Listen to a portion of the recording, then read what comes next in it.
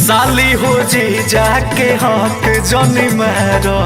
छुए दबदन हाई गो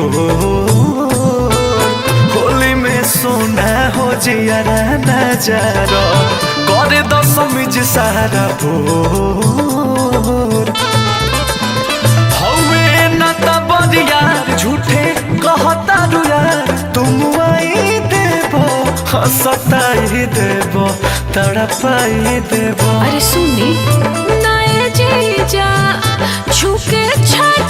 नहीं देबो मुडगा बाड़े देबो मुडगा बाड़े देबो आईने ओने रंगा वाला गाई देबो मन पानी आई देबो मन पानी आई देबो मन पानी आई देबो।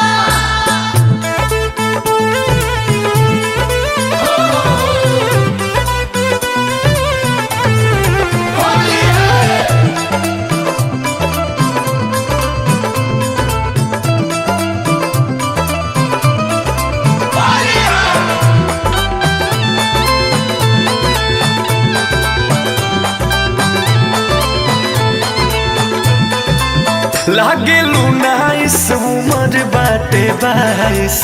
होली में मना ना करा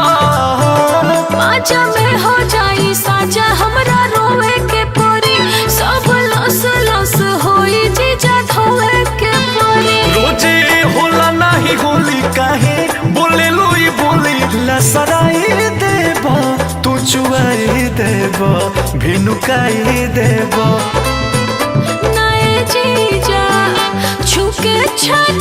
नहीं देबो मुडगा बाड़े देबो मुडगा बाड़े देबो आईने ओने रंगा वाला गाई देबो मन पानी आई देबो मन पानी आई देबो मन पानी आई देबो।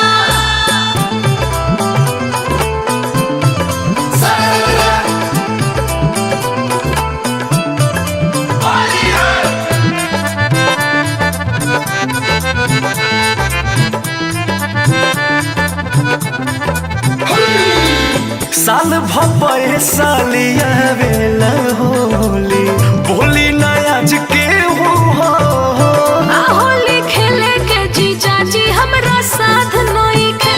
दहले पिचकारी के सवाद नहीं खे माजा अंकुश से ले लो दोस बुस के कहेलू कि भिजाई देबो कठुआई देबो सिहराई देबो। नए जीजा छुके छा